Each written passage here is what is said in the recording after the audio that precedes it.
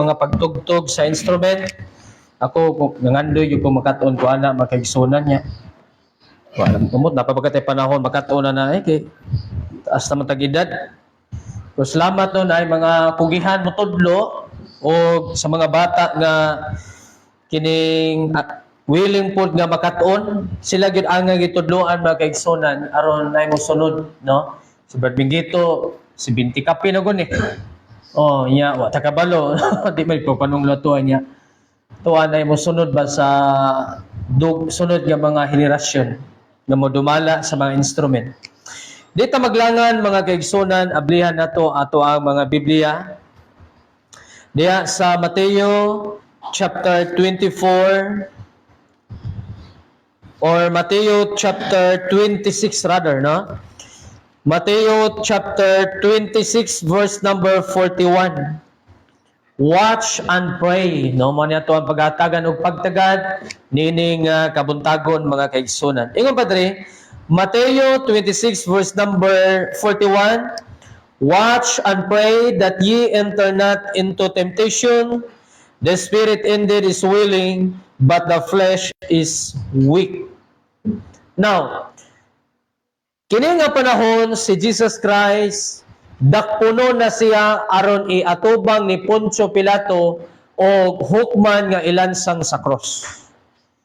Pero sa wala pa na mahitabo, gitambagan niya ang iyang mga tinun-an nga pag-ampo or pagtukaw o pag-ampo. Aron kamo dili may sulod ngadto sa tentasyon. Ang espiritu tinuod andam apan ang unod luya. Unang unod diya, nag-refer na siya sa atong physical body. No? Now, atong isgutan karon mag-igsunan about prayer. Natong mga Kristohanon, natong mga members sa church, kinahanglan mahimutang prayerful nga mga Kristohanon. Unsa may gamit sa pag-ampo nato ngadto, no, unsa may gamit diya? Sa atong kayong mag-ampo ta unsa may bili unsa may gamit niya niini kung mahimutang may nampuon. Si Jesus Christ sumala sa atong teksto pagtukaw og pag-ampo karon kamo. Unsay purpose? Aron kamo dili mahisulod ngadto sa tentasyon. Ang tentasyon mga kaigsunan dili kini iya sa Dios. Apan kini iya sa yawa, no? Iya sa unod-unod nga bahin. Matod pa sa James, aron ta Santiago mag-igsunan. Book of James chapter 1, Santiago kapitulo 1, versikulo 13 or verse number 12 to 15. Ingon dre, bulahan ang tao nga nagalahutay sa pagtintal kaysa diha nga siya nasulayan na siya mudawat sa koronas kinabuhi nga sa Ginoo gisaad na ngadto kanila nga nahigugma kaniya. Ayaw itugot nga may tawo nga mag-ingon diha sa nga siya natintal. Ako natintal sa Dios kay ang Dios dili matintal sa dautan ni magatintal siya ni bisan kinsa nga tao. Apan ang matag tao natintal sa diha nga siya nabira palayo pinaagi sa iyang kaugalingon nga kaibog og nadani. So ang temptation dili dinhi iya sa Dios. Kada kus tentasyon na bising pagtugo to sa Ginoo ayo no di ta magunaw na kay temptation di ay verse number 14 giingon diha, but every man is tempted when he is drawn away of his own lust. No? Nadani, dihang nabira, no? Nadala, palayo, pinaagi siyang kaugalingon nga kaibog o nadani. So, ang temptation iya sa yawa. Verse 15, unya sa diha nga ang kaibog nakapanamko na, kini nagdala og sala. O ang sala sa diha nga kini nabuhat na nagadala og kamatayon. What is kamatayon? Gikan sa Greek word nga thanatos, nga ang meaning separation. Once nga natintal ka, nakasala ka, na nagdala na nagkamatayon, no? Mabuwag na ka ba, di na kaganahan mo ampo, di na kaganahan mo basag Biblia, gano'n man, doon na may babag. So muna ingo si Jesus Christ, watch and pray, no? Matthew 26 verse number 41.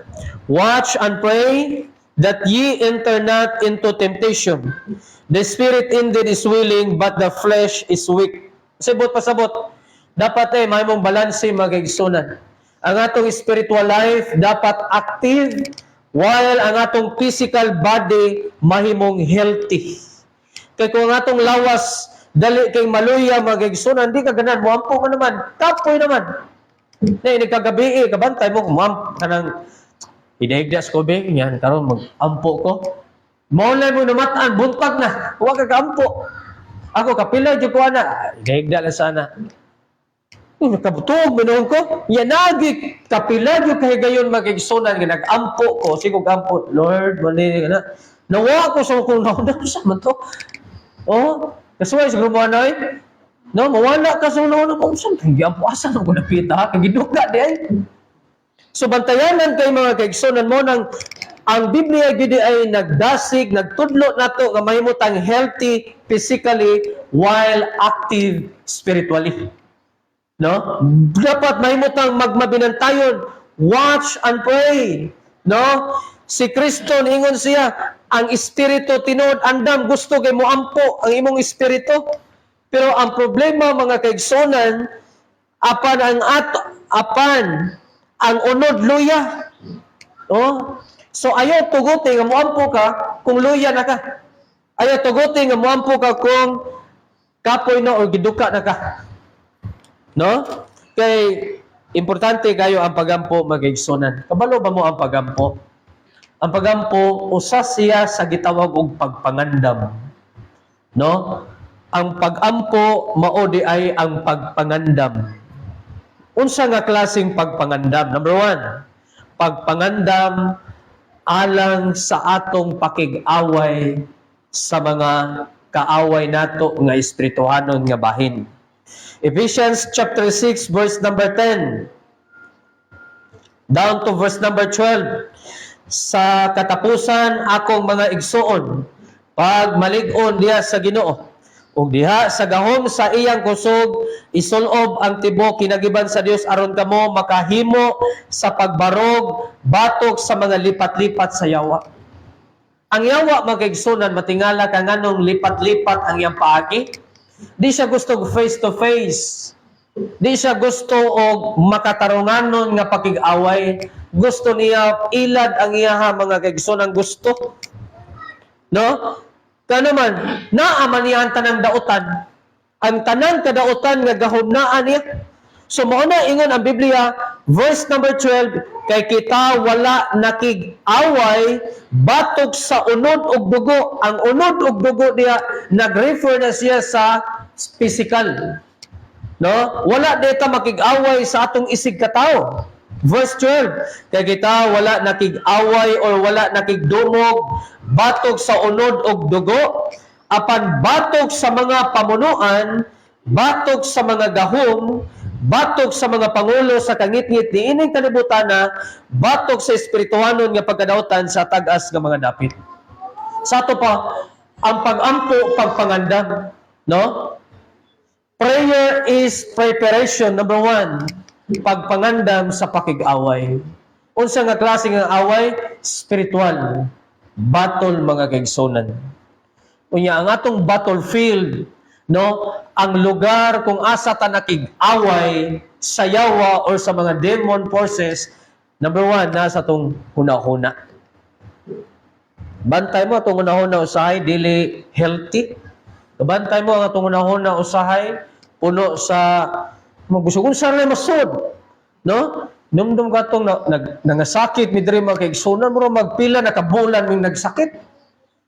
No, may gani kay una ko naulian, dayon si Dodong, si Angel, o ang bata. Si Papa niya, na iniabot, duha, ilantan niya po. Lainas kung nahuna lagi mga kaigsunan. No? Mga negatibo ba?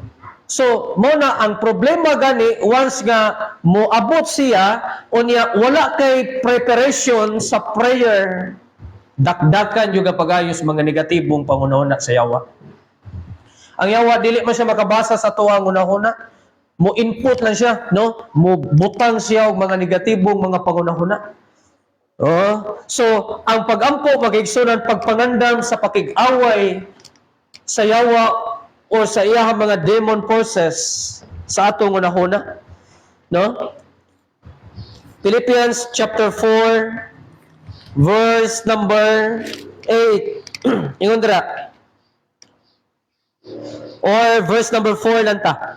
Pagkalipay diya sa Ginoo sa kanunay ug ako magingon pag-usab pagkalipay. Itugot nga ang inyong pagka mapugnanon mahibaluan ngadto sa tanang mga tao. Ang Ginoo hadol na ayaw pagkabalaka sa bisan unsa apan diya sa matagbutang pinagi sa pagampo o pangiliyopo uban sa pagpasalamat ipahibalo ang inyong mga hangyo ngadto sa Dios. Dapat mahimo ditang prayerful, may nampuon mga gigsunan. No, tanan nga mga hangyo nato sa Ginoo atong ipaabot, atong ipahibalo niya. Aron tanawa ang verse number 7, mao nay resulta sa Kristohanon nga perming nagpaduol pinaagi sa pagampo ug ang kalinaw sa Dios nga nagalabaw sa tanan nga pagpanabot mobantay sa inyong mga kasing-kasing o mga huna-huna. No? Usa sa battlefield nato mga Kristohanon ang atong mind. Kaya nakabasa kog libro ba? Ang kini di ato ang brain o ato ang utok. Kung unsay ginahuna-huna niya, no? Once nga masubraan na pag-ayo sa pagunahuna, unya gusto na nimong dili huna-hunaon, maglisod na ka sa pag-control. No? Example, naay problema karon. Imong ginahuna. Ya dili na ba na mawa sa mga una-una ng problema? No, kabantay mo sige gyud naagi pirmi sa mga una-una. Hantod nga gusto nimong hawa. Kuyog ni makita nimo ba nga magana nagpawa ba? Sa man tawhana eh. So, di nato pasubraan mga kaigsunan, natural ra kabalaka, natural ra ng problema, mauna-una nato, pero mas labing maayo di ay puno nato ang atong unahuna sa pagkamay ng puon o ang pulong sa Dios mga kaigsunan. No? Tanawa verse number 7, and the peace of God, no? O ang kalinaw sa Dios nga nagalabaw sa tanan nga pagpanabot, mubantay, maoy mubantay sa inyong mga kasing-kasing ug mga una-una pinaagi ni Kristo Jesus. Mubantay. Unya kun mo insert na negative, makabantay ka, ma-aware ka, negative din, ini maayo akong ipasudlon. No? So, muna dakong gamit alang sa Kristohanon nga may nampuon. Unya, dogang, asam to? Philippians chapter 4, verse number 7, 8. Finally, brethren, mo ni tambag ni Kristo o ni Apostle Paul, alang natong mga Kristohanon, nga atong unahuna pirming ginasulsulan sa mga negatibong pangunahuna, no? Once nga nahimo kang negative thinker, no? Ang imo na mindset na nimo ang pagka negatibo, mo ni ang tambag verse number 8. Labi na og kana bitong anxiety usabi asad na sa gitawag og pagka negatibo sa pangunahuna. No, anxiety. Una ka na sakit mo ang tiyan, wala gyud na cancer nako. No? Bisa kana bang ang anxiety bot pasabot kining bisag dili siya sakit para nimo sakit. Makiglalis na ka sa doktor. Kay nakigistorya ko atong tao nga kaliwat pa na ako banas kung iyaan. Na siya anxiety, dako na siya gasto. Lalis gyud siya sa medical doctor. Wala makay sakit, sir. Sahi wa sakit, sir. Oh, dok. Wa magi koy tarong-tulo gani. Tungod ani ko sakit. Lagi ko sakit, sir. Wala gyud kay sakit lagi. Sir. Makilali siya mag-igsoon. Nagingnan ko siya sa doktor nga, ay ikaw na mag-doktor. Kipara niya lagi sakit. Sa diyang nangay siya tambag sa spiritual. No? Tambagan siya. Nya nakaistorya ko niya ba? Lawom kay siya og pangunahuna. Oh, ako yung gisundan ang iyahang dawi siya musulti. Lawom kayo. So niagi siya og depression mga kaigsonan. Inumdum katong na ni Ari dire, nagkaon ko pamahaw, perting hasiag naon. Pastor, ano? Murag na kapatay ba? Oh, Bert, usap na to, Bert. Kulbaan ko. Nag-addict ko siya, dire babaw. Di ba sala mo patay, Pastor? Yan na siya?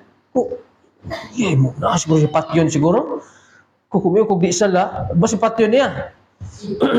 Kung isa Brad, lingkod sa Brad, takloban ako kung gikaon. Kung ingon na ba ang Biblia, kung makapatay ka, dilitso yung ka-impyerno. Siya, marag yun din ako patyon, Pastor. Ano siya? Ako siyang istorya. Istorya na ko ba? Ang iyang istorya, mga kaigsunan, lawom na kayo. No? Kung wa siguro ka moagig drug addict, dili nimo makuha ang iyahang punto. Nya ako makarelate ko niya kay nakasuway mo kog ingato pod. Lawom na kayo. So gamay nagkuha nga to lisog yung tornilyo. No, pakita ko niya tong mga gipangtabas niya panapton nga mo ni ang anting-anting na kuha na. So ang atong hunahuna magkaigsunan bantayanan kini. So muna niingon sa Apostle Paul in Philippians 4 verse number 8, finally brethren, no, whatsoever things are true, no, mga igsoon, bisan unsa nga mga butang nga tinuod, mga butang nga matinud-anon, mga butang nga matarong, bisan unsa nga mga butang nga putli, bisan unsa nga mga butang nga angay higugmaon, bisan unsa nga mga butang nga maayo og dumog kung adunay maayong gawi o kung adunay pagdaig, hunaa kining mga butanga. No? So kung naay mo insert sa muna huna nga bati, imog yung ginahuna-huna, mo ni siya mo evaluate ni mo nga verse. Di man ni tinuod, di ni makahatag na kung tinuod o galipay. Kung unahunahon ko ni, ma-stress sinuon ko, ako ni reject. Mo na niyo siya, if there be any praise, think on these things. No? Hunahunaa kining mga butanga. So kung unsay naa sa tunahuna pirme mga kaigsunan, kung dili na tinuod, i-reject yun na. Nya kabalo mo sa pag-reject sa mga negative thoughts, pinagis pag-ampo mga kaigsunan. Mahimutang mainampuon. No? Mas dali i-reject ang mga negative thoughts, mga kaigsunan, kung nahimo kang mainampuon nga Kristohanon. Pero dili ka mainampuon, na manawag pa ka mga negatibo mga panuna. Nanay negatibo na huna, no? Kadungog ka mga sa radyos, TV, kita kag mga kuhan, mapanik na hinuon ka. Mo na delikado kayo, no? Bisag dili nimo problema, imong problemahon. Mo na bantayanan kayo. So, dapat di ay, niya na ko na istorya ng usa ka babae, kauban na to, na siya anxiety. Usa sa makapatrigger ni sa anxiety, kini diyang sige kaog tamis, acidic na mga pagkaon. So, mo-trigger na siya, di kakatulog, acidic man. So, mo na mo-trigger sa anxiety. Depression. Kanang mga pagkaon, adi mga ingunana, mag-igsona. Oh. So, dapat ay healthy ka physically. No, kaya ang tao nga healthy, no, positibo ba nga tao mag-igsunan kung healthy, kabantay ka kumain kag lawas, di ba? Positive thinker ka. Pero na kay sakit na magsurang-surang nimo kuyo kayo basag paan nimo mag-igsunan. Sulayig og sakitan kag gipon yan ay magara-gara na may lag makapugong ka. Ako nakasuway ko na kasumbag ko eh. Sa una noon to unbeliever pa ta. Kay nagsakit ang ipo, yan ay magara-gara. So, ang pagampo natong mga Kristohanon, dako kaayo og tabang sa pakig-away sa espirituhanong mga butang. O sa espirituhanon nga pakig-away. So, once nga magampo ka karon, nakapangandam ka para ugma. No, magkabalon sa metabo ugma. Example, nagampo ka karon. No, kita magtiayon, nagampo ta karon, nya pagkaugma nag-away mo. So, makamaw ka mo paubos, ngano man nakapangandam ka. Oh, kung wag giapo-apo, mo nang siging ulbo mga kaigsunan, mga kagalaan, way pagpugong sa kaugalingon ang Kristohanon nga dili mainampuon. Okay? So ako bisan ako nagasuway ko, pila naanan ako live og buntag ba. O sige kog meditate sa word of God nga prayer. Karon wala ko live bro. Easy nung kay makigsunan. No? Dako gyud kay impact kun na kay time sa pagampo, pagpamalandong sa pulong sa Dios matag adlaw sa imong kinabuhi.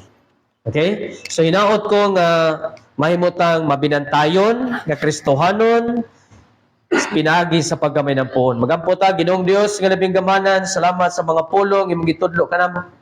Dalaygon ka sa walay katapusan. O Dios nga labing gamanan sa tanan nga mga member ining mao nga simbahan, ikaw magalig-on labi na Ginoo sa mga nagkadaiyang mga problema, tentasyon nga among ginatubang, struggles kinabuhi. Ikaw maghatag ka namo og guidance nga mahimo kaming may nampuon, mo-meditate yun sa imong pulong Ginoo. O labos tanan kami nagahangyo nga na kanimo nga ikaw magapahinumdum kanamo sa imong mga pulong sa kanunay. Ang tanan dong himaya imo lamang sa pangalan ni Jesus. Amen. So mga kaigsunan, maniudto ta karon niya humapaniod to, mag-meeting na dayon po dayon ta. O, para dili ta madugay. So, ato'y balik sa to music for responsive hymn.